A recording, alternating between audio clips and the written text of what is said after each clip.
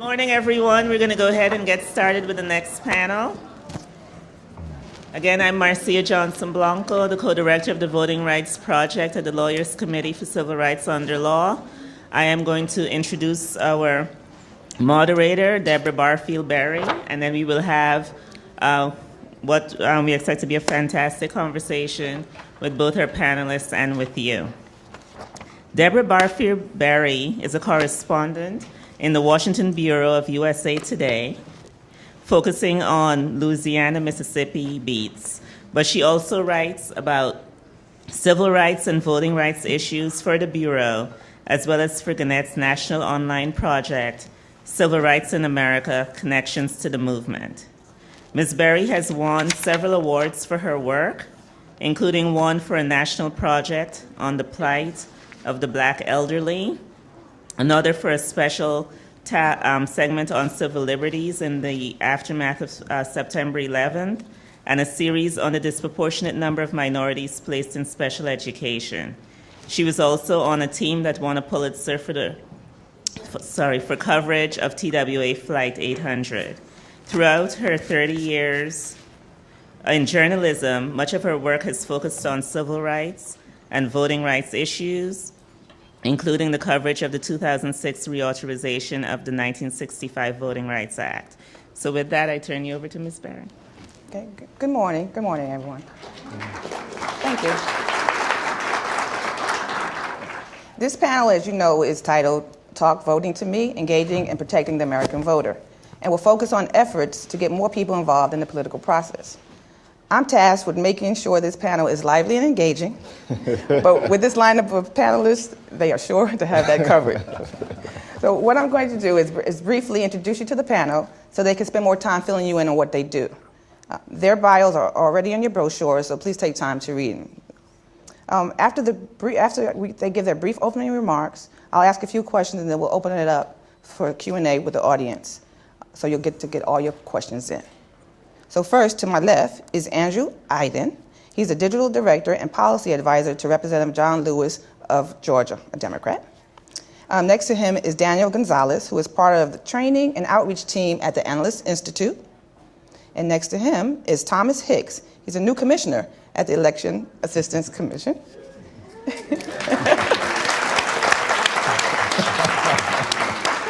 And then to his left is Terrence T.C. Muhammad. He's a logistical coordinator for the Hip Hop Caucus National Office.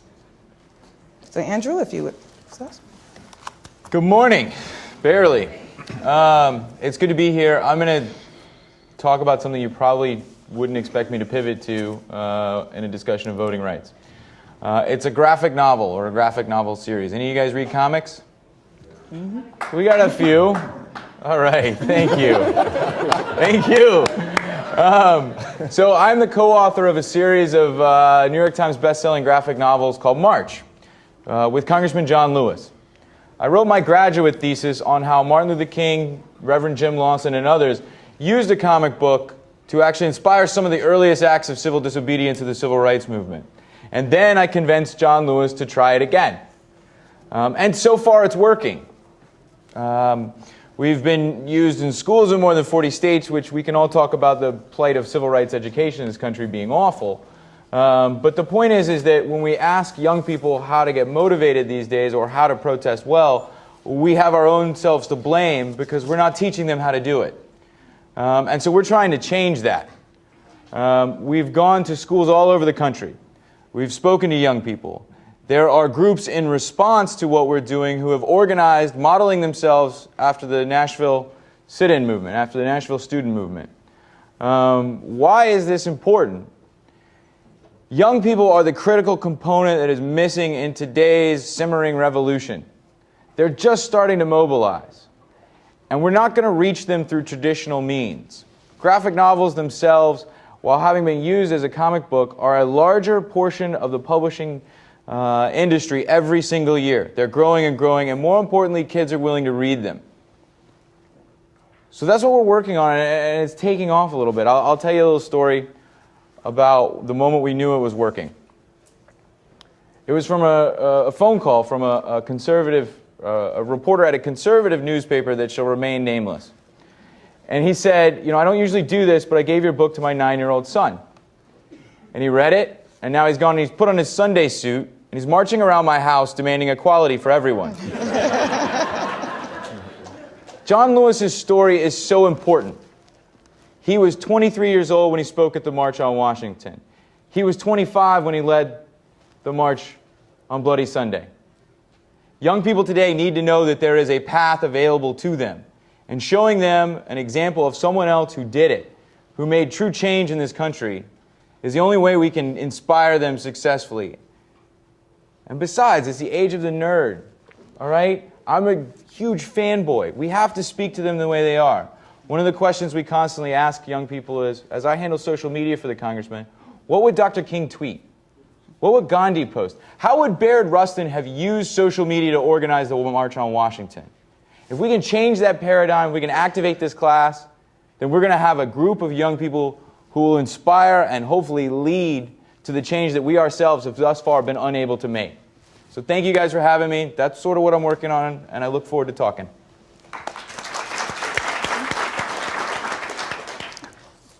Hi, my name is Daniel Gonzalez. I work at the Analyst Institute. Can folks raise their hand if they've heard of Analyst Institute? Awesome. Okay. Yay. So Analyst Institute is an organization that's about 10 years old, and we kind of have deputized ourselves as the nerds of the progressive movement. So who's heard of the term randomized controlled experiment? Okay, more of you have. Okay, some people went to grad school. Okay, so we see our function as sort of being not only one of the many actors that conduct randomized and controlled experiments with partners across the country and nationally. We've conducted about 500 at this point. The other piece of our work is acting as a clearinghouse for academics and for other folks that are doing testing. The theory here is that by testing the things that we do, we can do those things better. So the thing that we're best known for is this document called GOTV Best Practices. So these are recommendations that my team and I get to travel all around the country training folks on in campaign season. And I think it's really important to take a step back and say sort of why science should be a part of our organizing strategy. Before I joined our team at the Analyst Institute, I was the program director at the Colorado Civic Engagement Roundtable, where we ran the largest African American and Latino GOTV programs in the state. So for me, I had run about 15 experiments with Analyst Institute and others because I saw science as a means, as a strategy for us to win justice. So I think the big thing that I want folks leaving this room with is to know that when it comes to particularly communities of color, we probably know more about how these different tactics that have been tested impact communities of color than we do about anybody else. So we often hear folks say, like, well, how does this work in this community or that community? And because we use a clinical model called randomized controlled experiments, we kind of know a lot, but our sample sizes tend to be very heavy on voters of color and youth. When it comes to engaging voters of color, youth, all voters, I think I was going to go over 4 best practices that I thought were really important, but I really actually want to talk about 2 things in particular.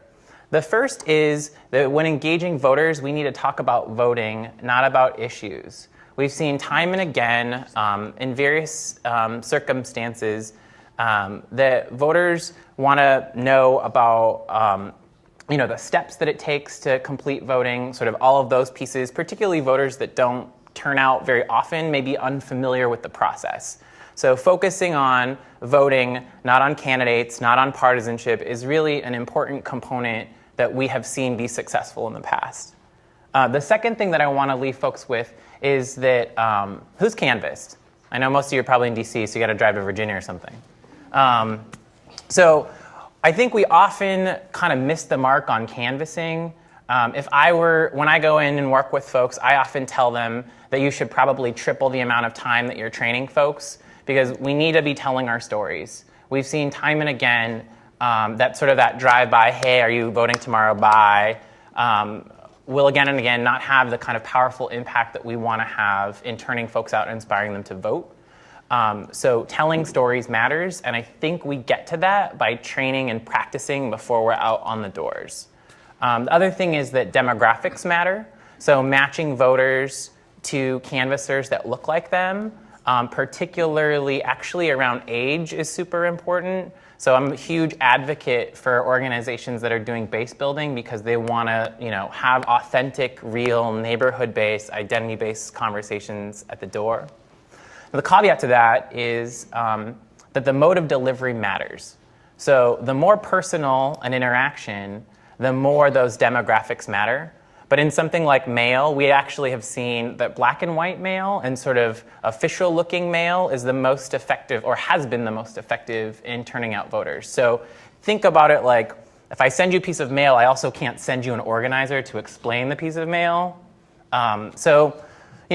I'm here really to just kind of weigh in about the latest and greatest and what we're seeing works in terms of turning folks out. And I'm really excited to see so many folks in the room who are excited about voting rights, because that was actually my job before I joined the Analyst Institute. So thank you for joining us today. Thank you. I am so happy to be here today. As many...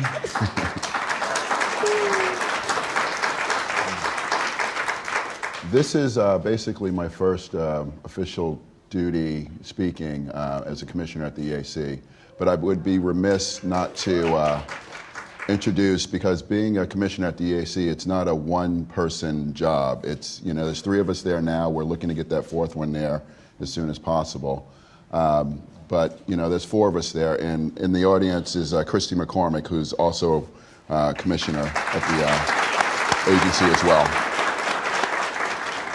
And that's where I'm going to lead, in that, I had prepared remarks earlier, and then I kept thinking, well, I have to say this, I have to say that, I have to go through this as well.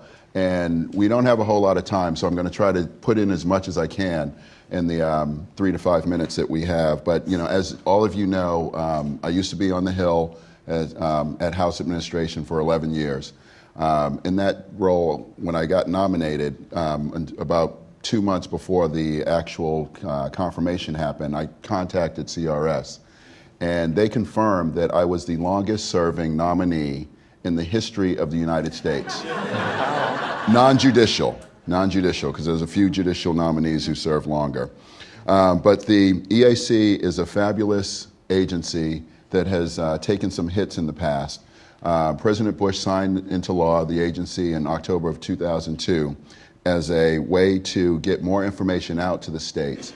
And the way that the EAC came about was through the Help America Vote Act.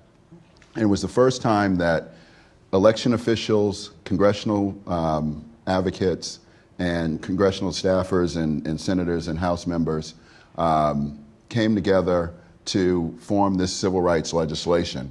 And it's taken some hits in the last few years, but with the work with my fellow commissioners, I hope that we can get the agency up and running again and actually get the job done that Congress has said that we can do.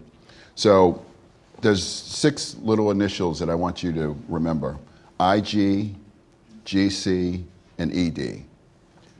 Inspector General, General Counsel, and Executive Director. Those are 3 positions that we have to get permanent people into as soon as possible.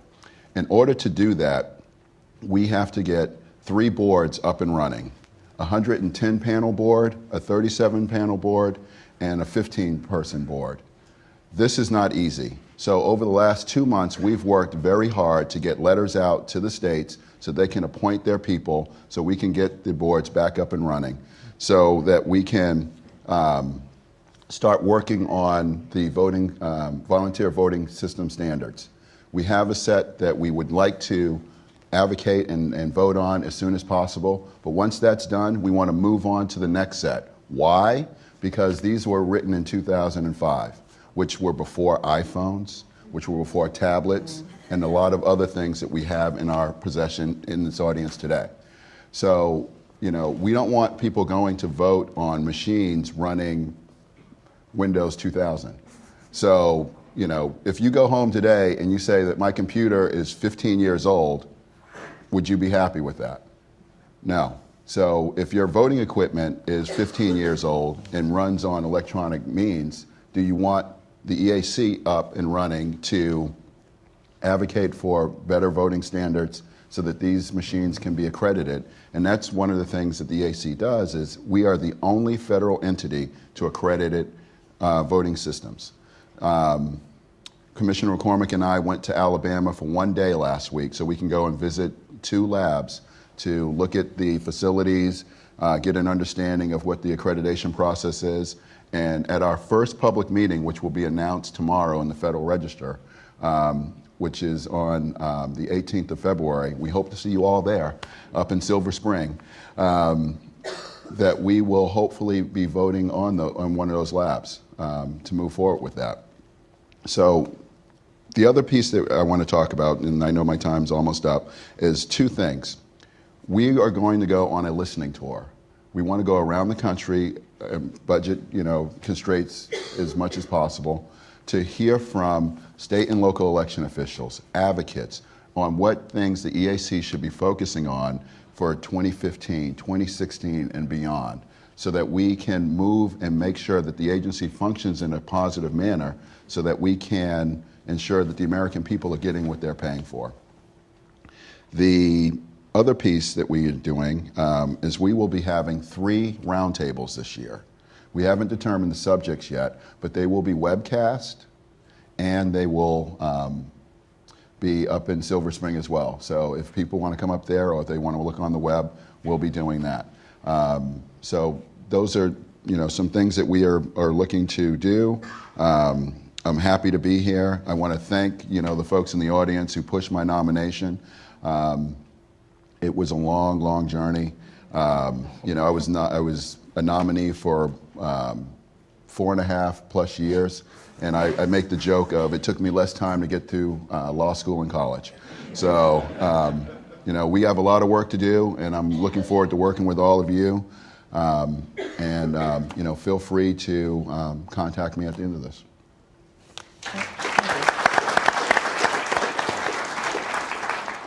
Good morning, everybody. My name is TC for this panel today. So let me start with who we are, the Hip Hop Caucus, and I know you like hip hop on a panel. But the Hip Hop Caucus is a 10-year-old organization, but it is the civil and human rights organization for the 21st century. And we use hip hop and culture as a medium to get young people engaged in the political process from the ages of 14 to 40. We want, as Reverend Yearwood, the president and CEO of the Hip Hop Caucus, would say, we want to shape policy so policy doesn't shape us. So we want to make sure that we engage young people, and I know, we are celebrating 50 years of this, 50 years of that, 50 years of that. And one of the things I always tell people, the people that you're looking now that was there 50 years ago do not look the same way. They were young people. So I think people need to recognize that it was not our elders or older generation that was in the struggle, that was fighting for civil rights and human rights. It was always the young people in the struggle, the young people in Birmingham. Even those that went door to door, it was always about the young people. It's always been about young people in South Africa. So we want to make sure that young people understand their value and their role in this democratic process. But at the same time, in this whole thing, we also are looking at this whole situation of Black Lives Matter. And as we're looking at the criminal justice system, and people are screaming out, people are demonstrating, people are dying. But also our CEO, our president, Reverend Yearwood, would say this also. Demonstration without legislation leads to frustration. So, we have all this demonstration, we have all this frustration, but how do we legislate different laws and legalities to change the conditions that affect our communities? So we're not necessarily, we have a campaign called Respect My Vote, but I'm not one of the persons that, yes, get registered to vote, and everybody get registered to vote, but we're nonpartisan, so we can't tell you who to vote for. So you go to the polling site saying, who do I vote for now? And you're looking at some voter guys at the day of and really don't have a concerted effort about who you want to vote for. So one of the things that we're trying to get young people to deal with is, what are your issues? What are your concerns? And I just say that our political process is wrong when someone comes and say, I want to run for this office. No, The community should be organized well enough that we select someone from our community that represents us to run for us on our issues, but we have not organized well enough to do that. So that's one of the things that we're trying to do. I'm not a component of where we say you just need a vote because people died for you to vote. Yes, they did, and we should honor that right and that right to vote, but we should not just go to the polls and we don't see any candidates that we like. Well, you just need to exercise your right to vote. No, we need to, if we don't see something at the polls, then we need to run ourselves, and young people need to get qualified to run for offices if we don't see those that are qualified for us. And we should demand those that are running to run on our platform and not something that they're bringing to us. So, you know, one of the things about hip hop is a culture that's universal. And it uses that medium to get young people really engaged. And if we don't believe that, policy or the presidential election was not cool. It was not hot. It was not fresh until President Obama ran. Okay. And I'm not even dealing with who he is, but it was because the campaign understood the power of young people and social media, and they used that to make him almost, in a sense, a rock star. And I preference that, and like I said, we're nonpartisan, so it's not about Democrat or Republican, but when you make something interesting to young people, exciting to young people, where we use social media, we use technology to get young people engaged in the process, then you see a different change. Hip hop is not necessarily rap music. Hip hop is that energy of young people that wants to do something, that wants to be involved. They want to be a part of their own community, but how do we engage them? So the Hip Hop Caucus has leadership committees across the country where we're engaging young people to figure out what those issues are, to learn about the election process in your local area, in your city. So when you see injustice, that you don't have to just demonstrate, but you can actually figure out what are the policies that need to be changed and use the power of the vote. Use the power of the vote as that weapon that you can make sure that if something doesn't be done right, that you can go vote and legislate something that you need done in your communities. And we also say that all politics are local politics, or every election starts on a local level, which affects the national level. So we want to make sure that young people across their communities get involved in that process. And I would just wrap up and close out that when we look at culture and hip hop, Mahalia Jackson, Harry Belafonte in the civil rights movement now. So now for us in 2008, in our Respect My Vote campaign, we had the rap artist T.I., or we had 2 Chainz in 2012, and we said, why would 2 Chainz? Well, he was the hottest thing on the radio. So if everybody listened to 2 Chainz, he said go vote, well, everybody's gonna run to the polls. But also he was an ex-felon, and he spoke to ex-felons about knowing your rights, especially in North Carolina. If you've done your time and you pay your fine, you can't be a registered voter. But we gotta work on some other states. But that was the draw. So you see concerts of people lined up, and we was in lines registering people to vote because of the draw. So that's why the Hip Hop Caucus is at the table, because we want to make sure that young people has always been at the forefront of the struggle, that they continue to be a part of it.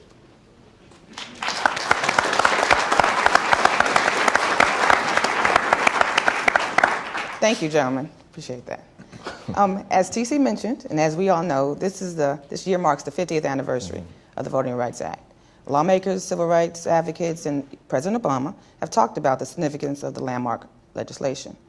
Does the debate in Congress over a bill to restore a key provision of the VRA matter in terms of exciting voters, particularly voters of color? And will it be enough to get some more people involved in the political process, or even to go to the polls? I mean, I would say this. It's enough to get people roused up. Will they get young people there? I don't know. I do know that one of the things that happens with young people is that when we see, well, y'all told me to come out to vote, and we voted, and then they're taking the same thing we voted for away from us. So why do we want to get into the political process? Well, we have to make sure that, we really, really educate young people about what's going on, and make sure that young people are the watchdogs. That young people actually know how to, not only when we vote and get somebody in office or pass some legislation, that we are actually watching what goes on. I think there's this whole thing, talk about the millenniums. And then that's a whole nother generation of young people that are really involved. And if we really want to look at Capitol Hill, it's young people that run the country. Because a lot of staffers, and the staffers take the call. The staffers set up the meetings. The staffers deal with the lobbyists. So young people are involved, and I think, you know, in the civil rights movement, the NAACP and all the other organizations, National Action Network, Urban League, Hip Hop Caucus, we will be bringing that issue up because we know 50 years have passed, and as we're watching the issues of Tamir Rice, Eric Garner, Michael Brown, and the travesties that have happened, it was because of legislation that happened that helped change some of the climate in our country, whether it be from education, justice. So you don't want to see something that was put in place taken away. So that helps to galvanize young people to stay in the process, to stay in the struggle 50 years later. So on August 6th, we will be kicking off again our Respect My Vote campaign to start galvanizing, not just for the 2016 election, but galvanize people to understand the power and the necessity to use the power of the vote to change conditions in our communities. We're going to talk about staffers. I should chime in. So yeah, I'm 31. I've been on the Hill for 8 years. Come on. It's a young group. But to address your question, I don't think anybody has the expectation that it's going to motivate people to do anything. Otherwise, the Republicans would do something about it. Goodlad says, I don't think we need to do that. And if it was going to be an issue, they would at least pay lip service, but they're not even doing that. And it's kind of horrifying to me that you see all of these members get upset when they see Selma. One of them, I won't name who, said, did that really happen? And you're like, oh, God. Yes. Let me give you some books. You're a member of the United States Congress. You know, or they're going down for the 50th anniversary, and yet they won't be signed on to some of the legislation that would fix that. It's mind-boggling. But to speak to TC's point, I mean, they don't have their feet to the fire. No one's holding them there. This is why we need the young people. This is why John Lewis is doing what he's trying to do. This is why the Hip Hop Caucus is trying to do what they're trying to do. This is why so many people are trying to reach the 18, the 19, the 20-year-olds. Right? It was freshmen at North Carolina A&T that started the sit-in movement. They were 18 years old. All right? That's the group that we have to reach. That's why we're going, and March has been selected as freshman reading at Michigan State, one of the largest universities in the country, Georgia State, Marquette University, University of Illinois, Henderson State. We're going around, the congressman's talking to these freshmen because that's where the change is really going to happen. You have to have these young people at your back because they need to be militant, they need to be radical, and they need to scare the crap out of Congress.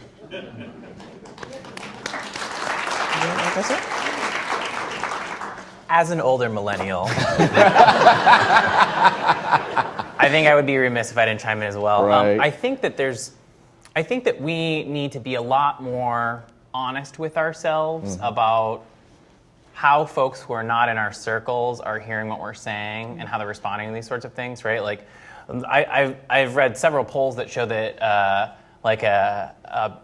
particularly young people, but people like can't disentangle local elected officials, or I'm sorry, state elected officials from federal elected officials, that a majority of millennials couldn't name one of the senators from their state. So I think that's like kind of on us, right? I'm actually over this idea of saying that our generation is lazy and doesn't know how to engage, because I'm actually of the school of thought of like, well, you guys raised us, so, you know. But one of the things that we're really focusing on, given the outcome of the 2014 election at Analyst Institute, is using advocacy as an opportunity to do some testing, right? I think we need to refine our craft and let go of some of the things that aren't working, that we've tested and we see they don't work. Some of the things that are tried and true, and test them as well. So we've been partnering with a lot of organizations that work on a variety of issues to test responsiveness. So one of the things that testing does, that randomized controlled experiments do that other forms of research don't, is demonstrate causality. So we've been partnering with folks, mostly at the state level, to see how different messages resonate with different demographics around legislation, primarily through patch-through testing. But it's one thing to ask someone in a room, hey, how do you feel about this statement versus that statement? But really putting some of these messages in the field around voter ID, right? Randomizing and deploying a lot of calls and say, cool, if this kind of jazzes you up, can we patch you through to your legislator? And seeing at what point does that message make someone take action? I think like we don't have the resources of our opponents, so applying some tough testing to our practice, I think, is how we're going to be able to sort of most utilize technology and really figure out how to talk to not just older millennials, but younger millennials as well. Well, I've been on the job 3 weeks. So as an older Hill staffer, former Hill staffer, I think that one of the things that we would listen to is when people would call in and basically voice their concerns on issues. I think that, but now one of the things that I would like to look at as a commissioner at the EAC is how do we look at voting in the 21st century as we did differently than the 20th century? For instance, iPhones. Can people use that to register to vote? Can you take your registration with you? These are all aspects that we can't change the law as a executive branch agency, but we can look into those matters and see, or we can talk to the states and find out what sort of things are going on. For instance, one of the great things that the EAC does is the Election Day survey. So after every federal election, we send out the survey to ask questions of the states on things that have gone on. So we will use that information to basically craft best practices for states to follow and see how we can get more people involved in the system. Because if you have more people involved, like the congressman said earlier, the less people you have involved, the less people you have dictating the system, and the less people basically controlling the system. So the more you have involved, the more folks you have controlling the system, and the more people you have involved, I think you have a greater chance of having less controversies and things like that. So I'm looking forward to the next 3+ years and seeing what we can actually get done. Thank you. Political groups and special interest groups spent millions on GOTV efforts, get out the vote efforts, in key congressional races last year. But data show that there's still a low turnout in many of those races.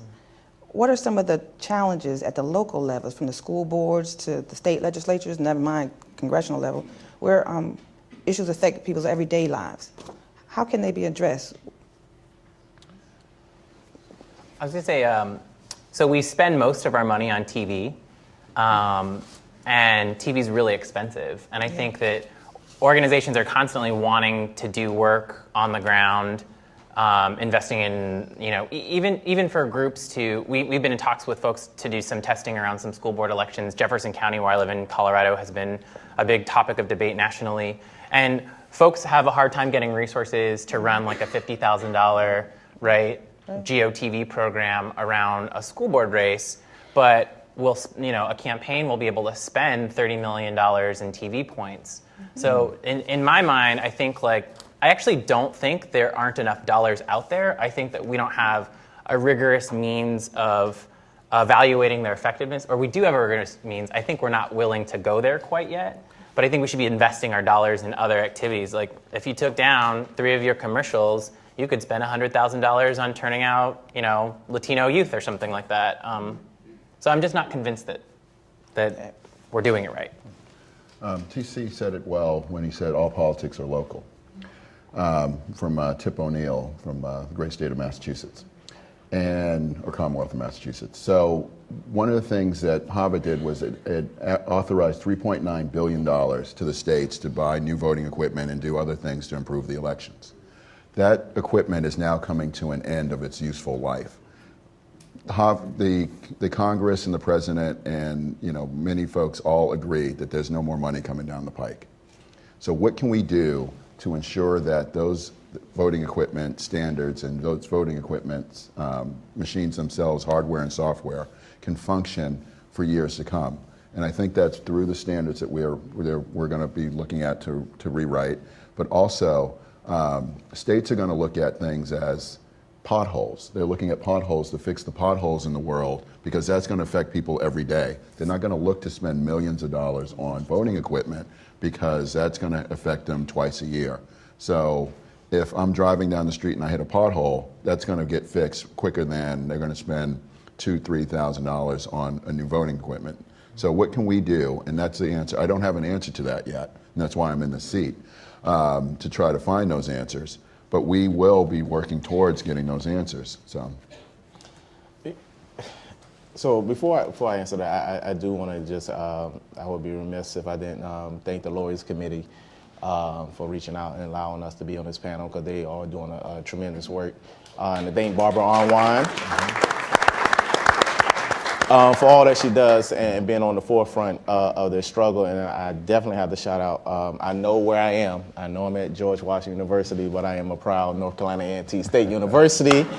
And I bring that up because I was just with Jabril Kazan, one of the A&T4. I work closely with him, and just knowing, as Andrew said, that the young people who got involved.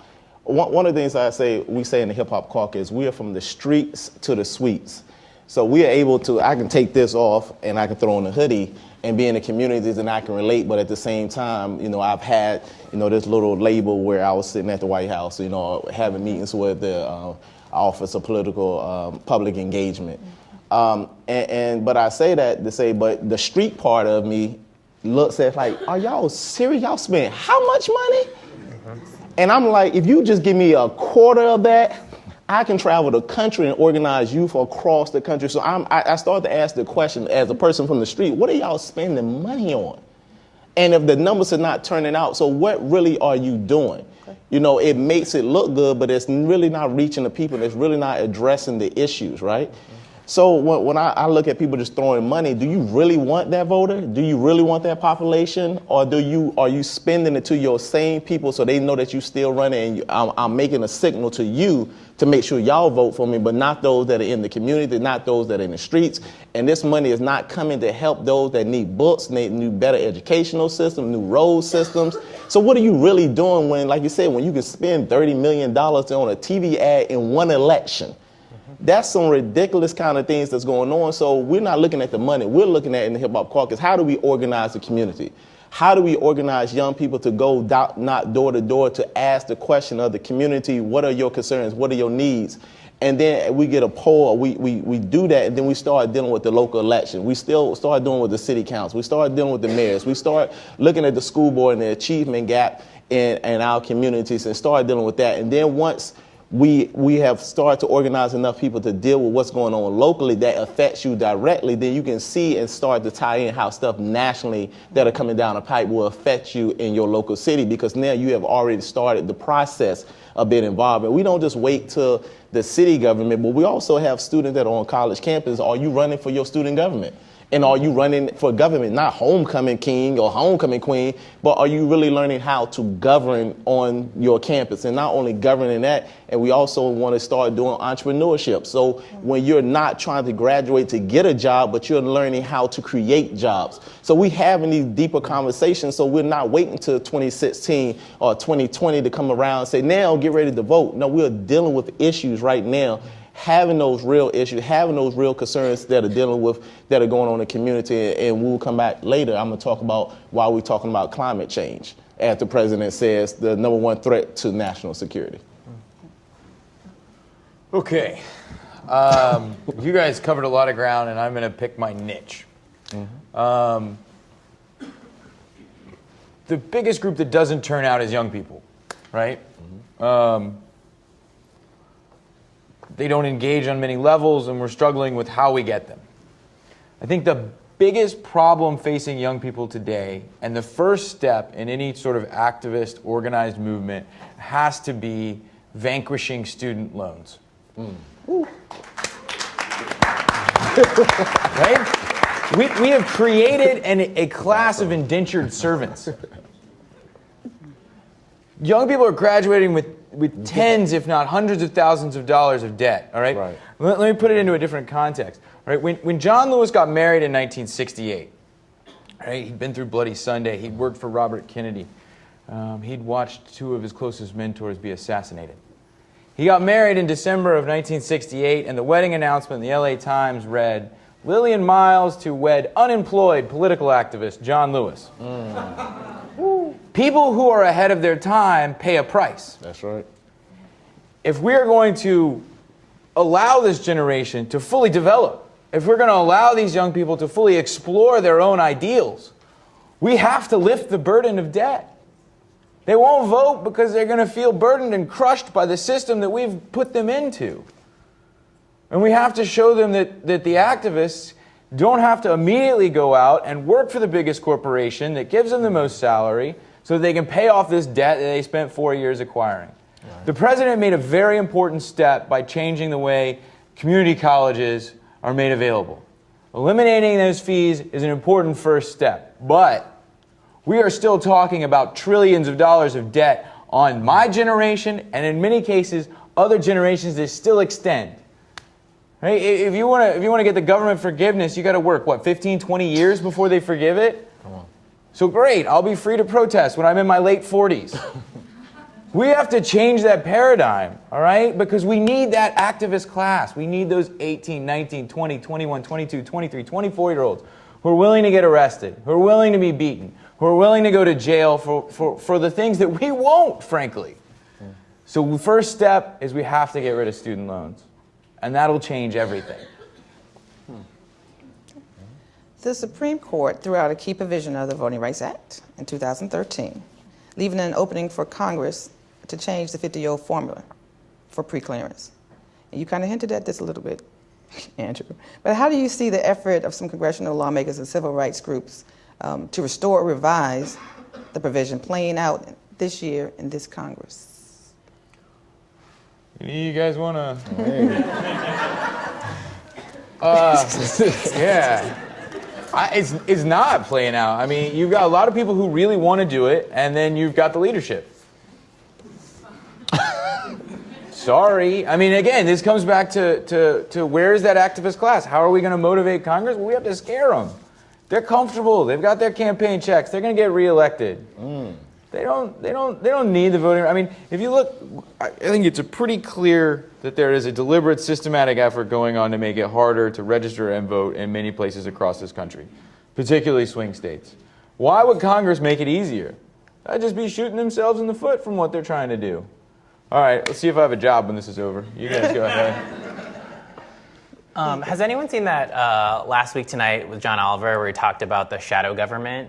Woo. So he's talking about state legislatures, right? So I think that's important. Sure. I am really focused on advocacy testing right now, which mostly means state stuff. But I can just keep thinking after the 2010 election, between 2010 and 2012, right? Weren't there 25 states that made it harder to vote? And I think that we were really focusing on Congress, which I think we must do. But to go back to what we were talking about in terms of this money, how many pockets of money could have helped defeat something in a 7-person committee in Florida or something like that? I guess my concern is that we have to do this both and thing. And what a better way to build momentum to when we actually have a Congress that will pass stuff than the best way to engage activists is to win. So if our states are on fire while we're really focusing on this federal thing, which is a longer conversation, have we built the momentum that we need to win? I'm not sure. I'm not convinced. So I would say this, and I answer the question this way. I'm not going to answer it directly, but indirectly I would say this. He's playing safe. There's no off elections. There's no off election. And what I mean by that is that once we elect, we may win. Those are battles. That's not the war. So what happens is we win a battle, yay, off election time, sleep, then everything gets changed. So we're having this discussion because people forget that we're still at war. We're still battling. We have not overcome. We're not there yet. So that's why people still saying because you haven't come yet. So meaning that you have to still understand that you have to watch everything that is put into place, and young people need to know, and everybody need to know that what you put in place that can possibly be taken or be undone. And if you're not having people that's watching that, then that's what I mean by there is no off elections. You got to constantly watch those kinds of things. And like I said, there are different battles, but you got to look at the war because I know in North Carolina, we voted this way and then the legislature just snatched everything away. But if you're not constantly, as Andrew said, you got to have these watchdogs. And I think the reason why we can even have that conversation or that question to be asked is because somebody's not watching or somebody is watching and paying attention and waiting for you to get quiet, for you to get sleepy, because politics is warfare. If anybody understands that. Politics is warfare, and you got to be very strategic And one of the things they do know about young people, we get excited, and then we go back to something else. And that's where I guess that money goes into media, because they can shift your concentration to where they want you to go while they go change the legislation over here. We're good. I'm good. Good answer. I wanted to hear from you. I'm just kidding. You have One some thing good spot. there are some really good members of Congress, and I think that there are folks who are looking to make changes, but I don't know when they will do that, if at all. If at all. Okay. We've talked about some of the efforts to get voters motivated and some of the challenges they face. But what are some of the solid, concrete steps that we can leave here with, especially since we have some election officials and others out here? What can we really walk away from this conference with, some solid steps that we can take to get folks out? So there's this really great article about Florida, actually. They've had 16 to 18-year-old pre-registration sort of longer than anyone else. And one of the shining gems coming out of the 2014 election was that Florida had a really large increase in youth vote. And there's some researchers that have made the determination that all the major tactics that we've tried to turn out young voters, 16 to 18-year-old pre-registration, 16, 17-year-old pre-registration was the most effective tactic in increasing youth turning out to vote. So that's definitely a conversation with elections administrators. The other example that I would point to, and I'm biased because I'm from Colorado and I worked on the law, Colorado was one of the few states that had an increase in turnout of Latinos, African Americans, and youth, and 250,000 more people voted in 2014 in Colorado than they did in 2010. So I'm not really sure, because we haven't tested all of the different components, if it was same-day voter registration, if it was all-mail balloting, but there was a substantial increase in turnout, and these are some of the things that we would like to study. Yeah, those would be my two examples. I can't think of two, but I think one of the things that we're trying to work on is leadership training, and trying to train young people into how to engage the political process to set policies and formulate and make policies. That's one thing. And I think one of the major issues that we're dealing with right now is climate change, and we're dealing with divestment. Divestment from fossil fuels and divestment from the prison industrial complex, divestment from everything that's hurting in our communities. But then when we talk about investment, renewable energy, but how do we talk about it where we're actually offering jobs and opportunities for young people?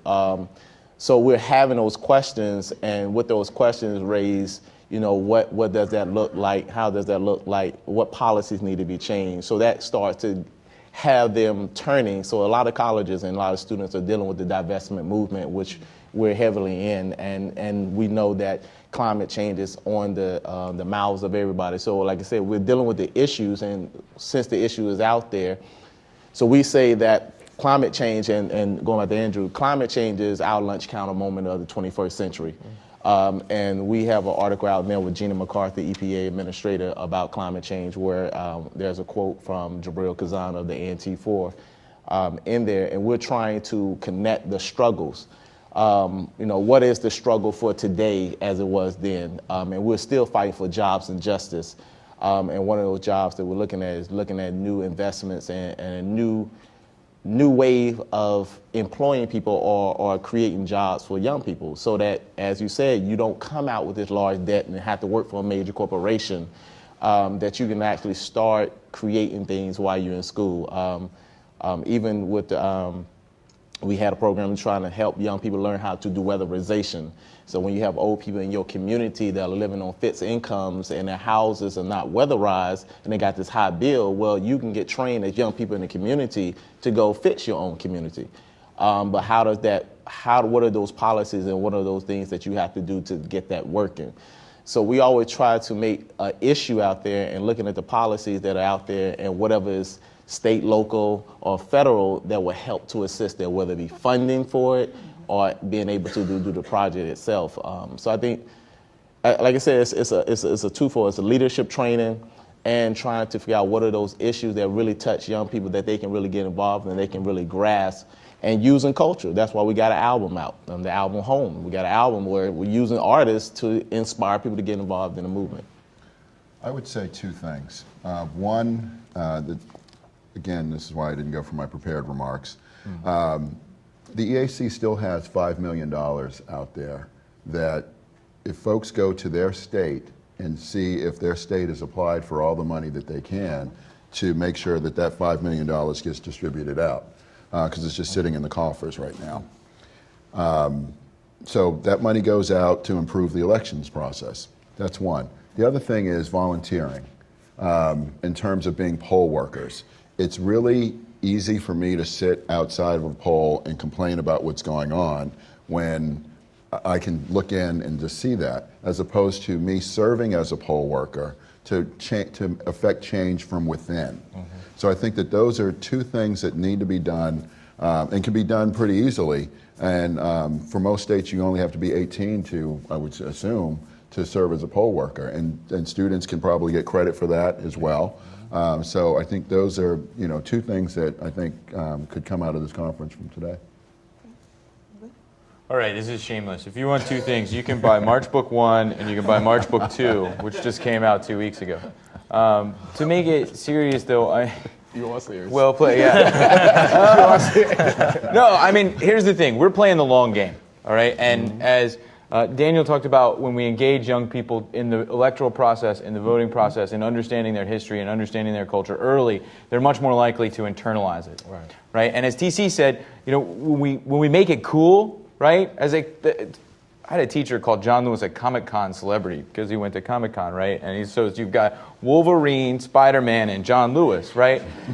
It's changing the paradigm. But the truth of it is that this generation, these kids who are in school right now, who are 10, 11, 12 years old, they need to see real heroes, right? Not somebody wearing spandex, not somebody with a superpower, somebody who made a difference on their own, working with people, with nothing more than the power of their beliefs, right? And so when I tell you the story about the 9-year-old kid marching around and demanding equality for everyone, there's a whole generation waiting for that. So whether it's March and getting it in the classrooms, and it's in classrooms in more than 40 states, but there's still more to be done, right? We have to make sure that this is what young people are taught, because they're going to be the ones that save us. And then if we make voting cool, it's 2008 all over again, and it's every year. And that's when you change the paradigm. Thank you. We're going to open it up to the questions from the audience. Please tell us who you are and who you're affiliated with. But please, please hold off comments and speeches so that everyone can get a chance to ask their very, very important questions. Any questions? Please raise your hand so we can find you and bring the mic over to you.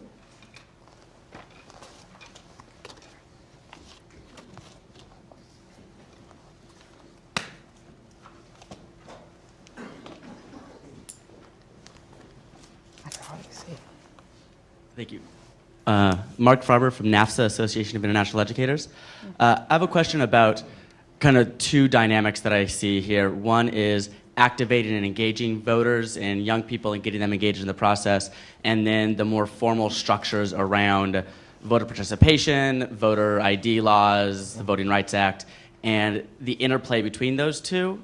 That if you, and it's not, you said both and, it's not either or, it's both and, but how do they work together, and what is somebody who wants to be involved in this, how do we get this engaged? Where do we spend our time? What's more effective? Voter IDs, Voting Rights Act, engaging voters? Do we have to make a choice? Talk about that. And I think Daniel said it best. It's not either or, it's both and. Activism comes because there's an issue like voter ID, and I know in North Carolina that was a major issue. And then the whole issue of like, no, voter ID, no, you can just, use your ID and it's free. But then somebody tried to do it and there was a charge, and so the whole knockout of young people from that, because based off voter ID and your college ID, and if I move from this state and I'm out of state, and so that's a process to get them engaged. So when you want to be engaged, but you got a political process that's stopping you, that will engage you into the voter ID issue. That will engage you into the voting rights, because you will start seeing what your rights and your democracy is taken. So don't tell me that I have a place in democracy, but you're not allowing me to vote. So that's one of the major things that young people are fighting for, that we are seeing. So it's like I said, it's not a either or, it's a both and. I think the 50th anniversary, sometimes we don't, young people don't always appreciate history, but they can rarely appreciate, you ain't gonna allow me to vote tomorrow. They can really understand it, and then they can connect it to watching that movie Selma, when Oprah Winfrey, her character goes and he said, I can't vote. You can see that now with a voter ID, and you can make that connection. Who spends a lot of time in coalition meetings or meetings with partners? So maybe we need a stronger division of labor. Because I don't think it's about, one, I think we destroy ourselves when we say that like my slice of the pie is the most important. Right. And then two, we dilute our efforts when we try and do everything just kind of, So I would challenge us to think about how we can let each other carry some of the water on some stuff and then step back and then step forward when it makes sense for your organization or your agency to really be leading on something. Right.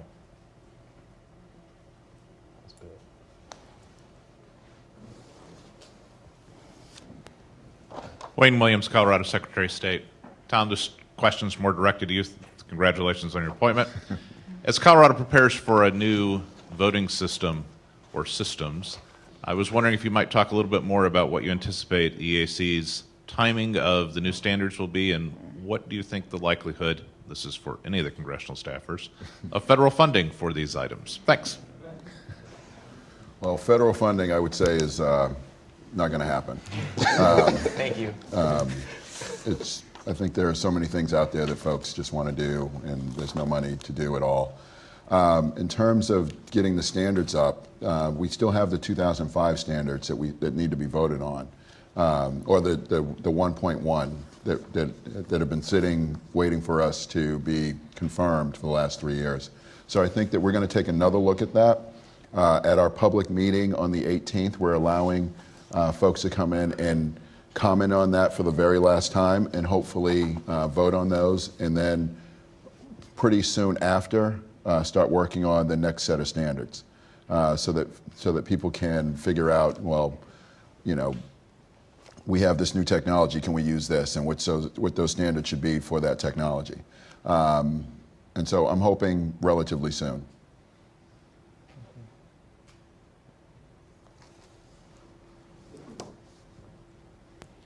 Dana DeBevois, Travis County Clerk from Austin, Texas.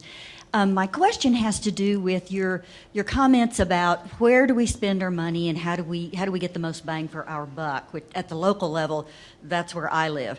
The League of Women Voters research and some of the older Cloward and Piven research says that government money is really wasted when we start really spending our time and our money on socioeconomic factors. And especially if we take it out as far as GOTV. That where we can, however, deliver some bang for our buck is with infrastructure. Now, to me, infrastructure means, decent polling places, transportation systems that get people there, advertisement of where polling places are, voting systems, voter registration systems that allow people to quickly update, any of those kinds of things. Would you like to comment on where we draw the line between spending money on socioeconomic and spending money on infrastructure, and how the new social devices might be included in infrastructure? I agree. I mean, really, I agree.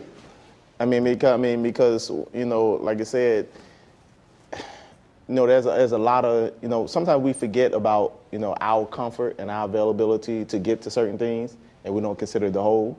So when you were talking about transportation and polling sites and early voting and just that whole, and you were talking about social media and just how to use it, the new iPhones, all of that is there. And like I said, I think going back to what Daniel said, it's not a either or, it's a both ands, because when you're in coalition, you need certain people work on this and then certain people work on this, because you get the structure right, but then you stop trying to get people to the structure. You don't want to do that, but I think my thing, it was a personal thing. I was talking about the money. I just see a lot of money. I'm like, do y'all know what I can do with that? I can call some folks in this city, in this state, in that state, and I can go around myself around the country and organize some voters based off some of the money that we see spent. But that money is spent intentionally for certain things. But I do know that we need a better structure because even when we do get, I just think of when we do get students to the poll and the long lines and the things about the structure, and then everybody doesn't like the voting structure in some of their cities. Their money needs to be put into that. One of the things I think the AC can be strong in is showing states how to save money in terms of, for instance, online voter registration. So you don't have someone sending in a handwritten document that has to be interpreted, for $7 an hour to enter that into a computer and then send that back out to the voter to make sure that it's correct, and then have something else sent back to say, yes, that was correct. If you can do that all online and verify that person and then move forward, you save thousands of dollars. What can you do with those thousands of dollars to improve the election system? So I'm hoping that not only with that example that I can work with the other commissioners and they can work with me to look at other aspects that we can put together to give recommendations to the states in a clearinghouse fashion to help save some money, because there's no federal funding. Sorry that I can't tell Secretary Williams a little bit more of saying, hey, we're going to give you millions, but I think that ship has sailed, and Congress is just not going to appropriate any more funds in the near future. When there's ancillary causation, I guess. We can't fully use technology the way we would like to because not everybody has access to it. Right? We're struggling with how we're going to treat wireless internet. Net neutrality rules came down yesterday in an op-ed. Chairman Wheeler, he's going to include Title II. He's going to include wireless under Title II. Are we going to then expand the Lifeline program to allow wireless internet access to every low-income individual, right? I mean, that would be a huge step that would go a long way for the federal government helping you and indirectly helping the voting process. I was in Louisiana during the early voting period, and they had an app called Go Vote, G-E-A-U-X, right? Yeah. And it was brilliant because you could download this little small app and you would know where your polling place is. It would take you to that. You would know the details of the election, who's going to be on the ballot and everything.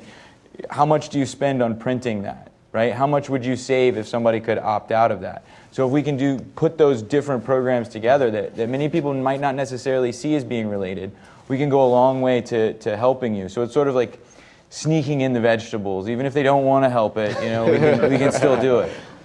So I would say two things. One, do a mobile optimized site instead of an app, because just like voter registration, you're actually adding in another step, right? So I think that's a great idea. I also read this great article about how millennials aren't downloading things that they're going to use one time. So if we're talking about infrastructure, right, you would want to have a mobile optimized site as opposed to something that people have to search and then download and then launch. But some cool pithy name, like a good URL that you can just go to, I think is probably really smart. Research suggests that when it comes to GOTV tactics, voter registration is probably probably the most effective way of getting someone to turn out to vote. So in tests where no other treatment was applied to a voter other than getting them to register to vote, you kind of got the most ROI in terms of them showing up on election day by registering them, even more so than knocking on their door. So I think infrastructure is really important. I agree very much so, and I think thinking about how we do that is important. Online voter registration is really great, but then you have states like Virginia where you have to then print up your online registration form and send it in. So the ways that we innovate and use technology to make elections cost less can also be ways that enfranchise people.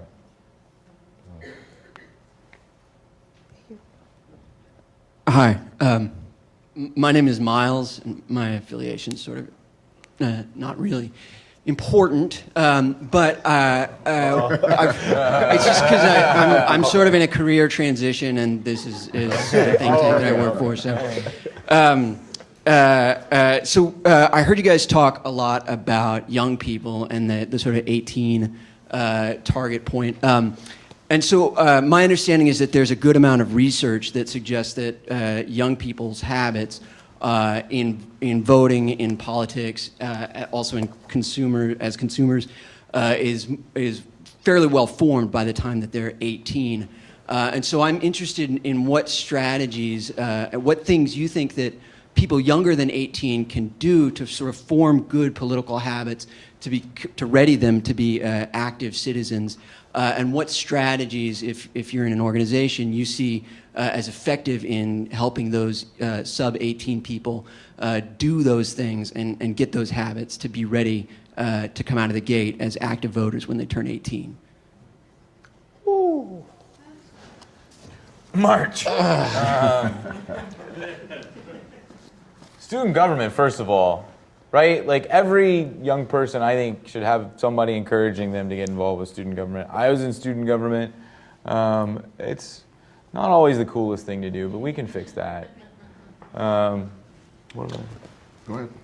No, so that's a good thing. So, like I said, the Hip Hop Caucus, we look from the ages 14 to 40. That's our range. But the thing that came to my mind, because I was like, wow, because I deal with a lot of young professionals or college students, and we are engaging in young high school students. But one of the things that got me far as the political process, and like I said, we're heavily right now in the climate change, is just showing a child a glass of water, or showing them how to grow food. And then it's like, well, why don't we have grocery stores in our neighborhoods? Why, and show them a real vegetable, store-bought. This is a GMO. And like, wow, why? I don't want to eat that, Daddy. I don't want to eat that, Mommy. Why can I breathe fresh air? Or show them people in China with gas masks and little babies with gas masks and climate change. Like, why is this? Why are they allowing them to not be able to breathe? Or take them to Detroit near the incinerator and let them smell that stench. Oh, I don't want to go by it. How did that happen? So the children, young people, they start to see and smell and feel and taste and let them understand. They may not understand the politics, but they understand that bad people did this. And we want to stop the bad people from polluting our air, putting toxins in our foods. Or show them McDonald's, put the food out and let it sit there for a while. And just understanding certain things in the visual pictures so that they kind of get there. And I think the reality, and one of the things that we have a fight and we have a struggle is trying to make sure that the music allow that the young people involved in sends a message. But we also know that when the movement is strong, the music is strong. So when the movement is weak, the music is weak. So in the 60s and the 70s, or 50s and the 60s, there was this James Brown, I'm black and I'm proud, because there was a movement going on. So now that there's a large, even in the BET Hip Hop Awards, Common, who's on our album Home, he came out with the appearance of Michael Brown. So the music was stronger because the movement was strong. So I think we have to make a movement that our young people can hear visually and have the cultural piece, and then they'll later come into the political piece, as Andrew said, that will start to get involved in student government in their high school years and then eventually into their college years. There was an interesting study, actually it was a survey, that showed that pretty much the number one reason why people who hadn't voted for the first time, new registrants people who registered and then didn't actually vote, registered for the first time, didn't vote. One of the reasons why they may not have voted is because they didn't know that their ballot was secret. So while it's public record who votes, how you vote is a secret. So like any kind of complex system, there's sort of like this veil that surrounds it, right? I would like to test the thing that I'm going to propose as a tactic, because I don't know how you would, but encouraging folks to take their kids to vote. Right? Demystifying the process of voting. To me, it seems sort of like college. I'm one of those lucky people whose parents went to college, and I never had that moment where I decided to go to college because it's just something that you did. But if one of the number one barriers that people face internally is feeling like they don't understand the voting process, folks educating their kids and bringing them into the process seems like it could be a promising tactic for getting younger folks to acculturate to voting. So I think that's an excellent question, and I'm going to answer it not as a commissioner, but as a parent. As a parent of 3 children under the age of 12, I think that it's more of showing them what to do as opposed to just telling them what to do. Right. So as a Hill staffer, I would bring them into my office so they would see it and see what I did when the congressman wasn't there. But when we would drive by the Capitol, my youngest daughter still says, "Daddy, there's your work." Right. And so, you know, I've been very lucky in certain things of being able to show them pictures of on my wall of fame or whatever of John Lewis, and then telling them about him, and so they know these things, and so they see folks, or seeing Jimmy Carter and saying, hey, you know, he's the president, and then we got to I learned about him in school, or you know, my parents taking me to actually vote, or taking me to their jobs when I was younger. So it's more of showing them what to do as opposed to just telling them. And I think that goes a long way in terms of if you see your parents doing something, you're more likely to emulate them and not necessarily your peers at that point. Because if they just see their friends out there just hanging out and carrying on, they might just do whatever. So one of the things that my parents did for me when I was growing up is they made me get a job. Which I guess was not legal because I was under 16 or whatever. But, and I probably shouldn't say that on camera. But I think it horned me to do things that directed me in life. And so I think little things that I have my kids do now of helping me cook, or taking the dishes out of the dishwasher, or making their beds, will gear them towards things as they get older, so that when they are older, and out of school, they're not moving back home with me. So.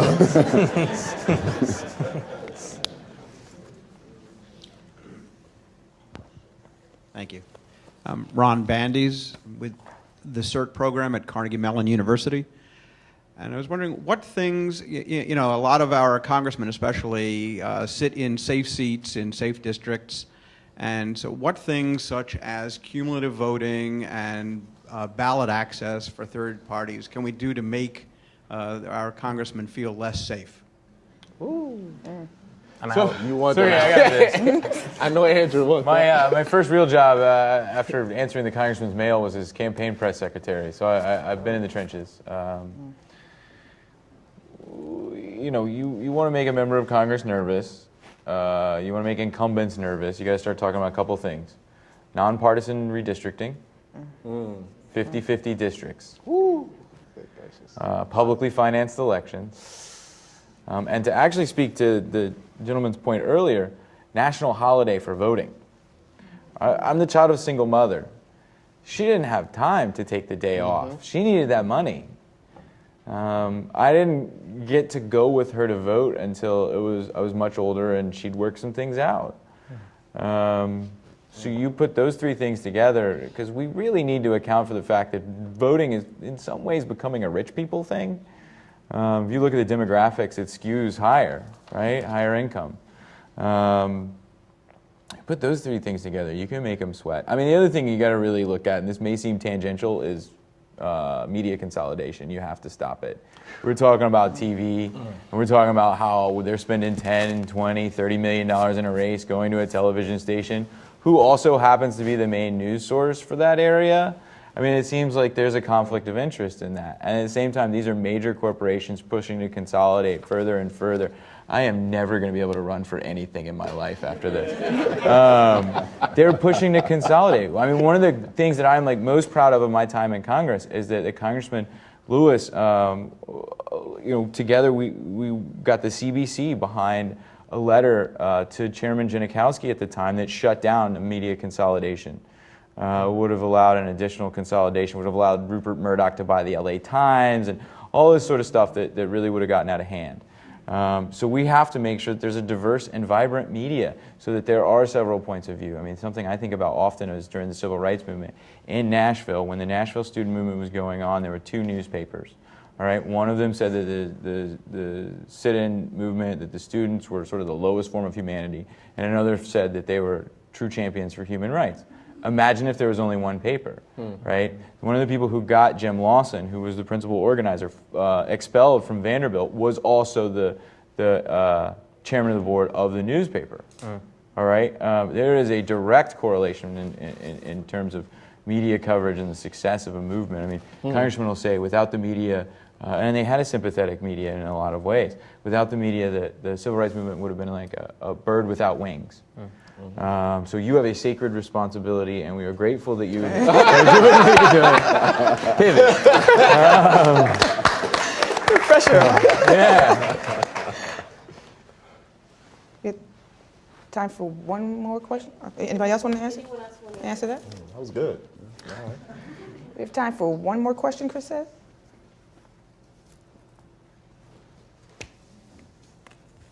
Hi, I'm Beth Tudon with the League of Women Voters of Fairfax, and I'm the parent of 2 millennials. And so and Gen Xer. One idea that I've had with my kids, they've always, of course, gone with me to vote and that sort of thing, but one of them is in Scouts, and he had to write a letter recently for a Citizenship in the Nation badge. So he had to choose a senator or congresswoman, well, we're Virginia, it's all congressmen, to write. Oh, no, Barbara Comstock, no. Okay, so he didn't know what to write, but he Googled it, and Mark Rubio had something. He was the only one that we could find that had a video on there. So any of you who are on the Hill, you could also suggest that to your representative, that they could do that, because kids are going to be looking for that. Anyway, he ended up writing a letter about gun control. He sent it to Representative Connolly, and yesterday he received a letter back. And he was so thrilled. He's a sophomore in high school, but he just looked at it. He said, really? He wrote it?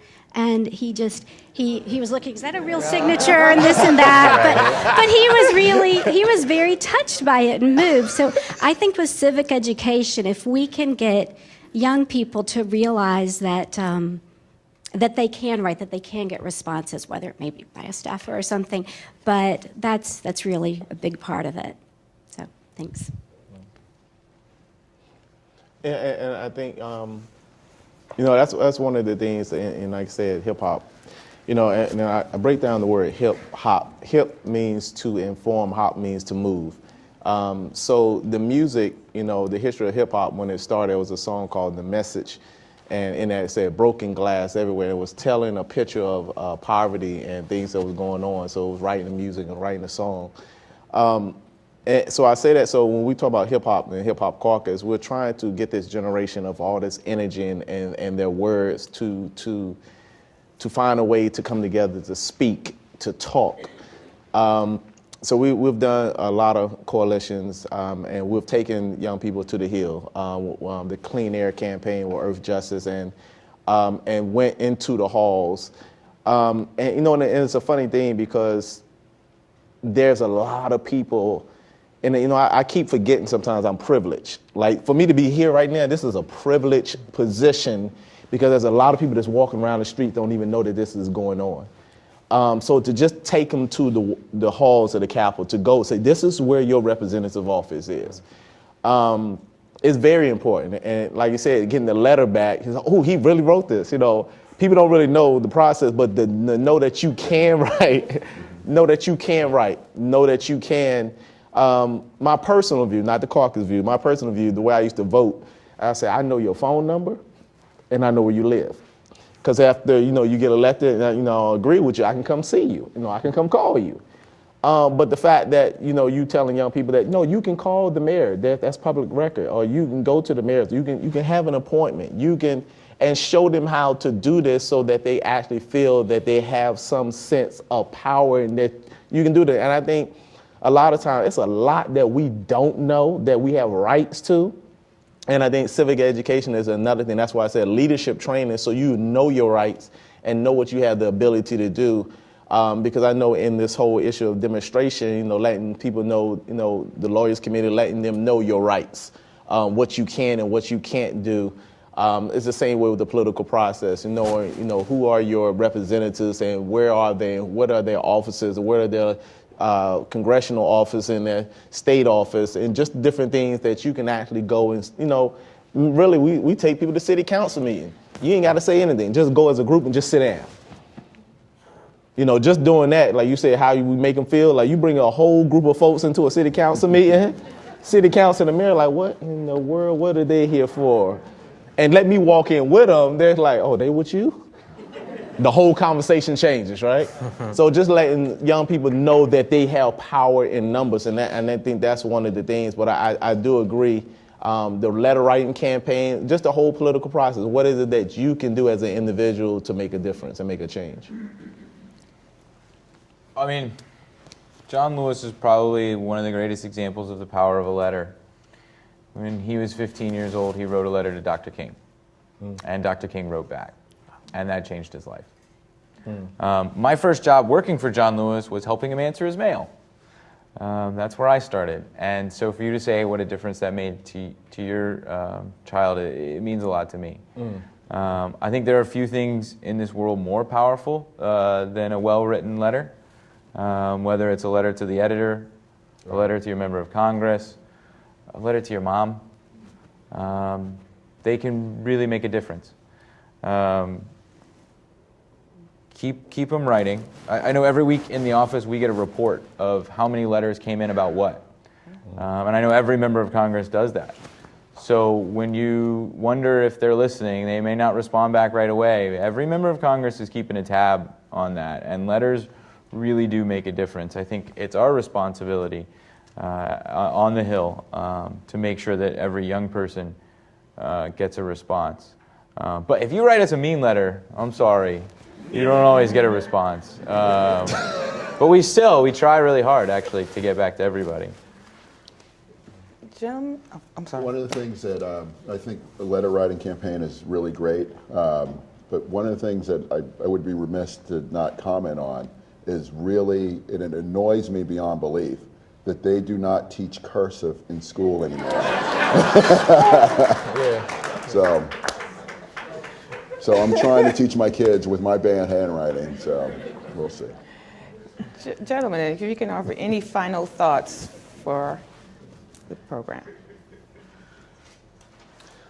I want to thank OVF, Fair Vote, and the Lawyers Committee for putting this together. As my first real speaking engagement as a commissioner at the EAC, this is something I'll never forget. So thank you for that. And those 4.5 years of waiting when I wanted to just drop out, and people being like Greg Moore here right now, saying, you got to keep on, you got to do this, we're depending on you, you'll do great, Tom. So now is the time that I have to actually do some work. So I want to thank again, folks for inviting me and the rest of the panel, and that's what I would say.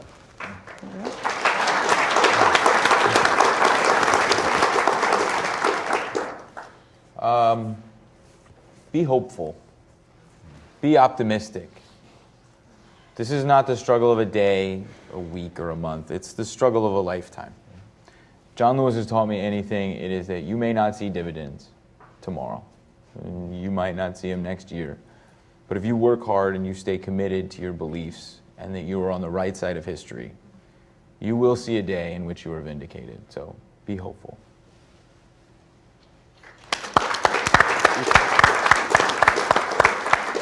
If you're not sure if something's working, let's test it. And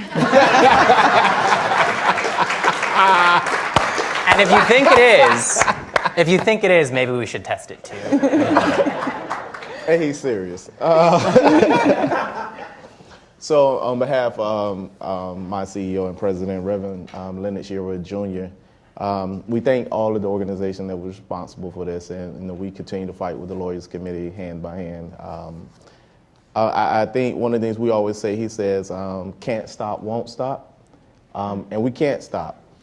And we won't stop because it's necessary for us to continue to fight because of those that came before us, those that are present with us, and for the future, as I talk about climate change, we want our future to be able to have the access to vote. We want our future to have the access, not just social equality, but the right to existence on this planet, that they can have clean air and drink good water. So, like I said, we can't stop, we won't stop. And for those that are in social media, you can follow us at Hip Hop Caucus, at Reverend Yearwood, at Hip Hop TC to find out what else is going on. And the last shameless plug, as Andrew did, we do have an album out, Home. You go to iTunes Home, and Home stands for Heal Our Mother Earth. And this year we will be doing a lot of things around climate up until the summits in Paris, as well as we're really getting to get on the 50th anniversary of the voting rights. So we're going to do a large push. And using the hip hop community and our culture, we have Common Neo to really get young people involved. So for those that want to help, we're going to have your young people working with us, because when the music hits, hey, they're going to get together. So I thank everybody. I thank our moderator. I thank you. And I think this is a time for a round of applause.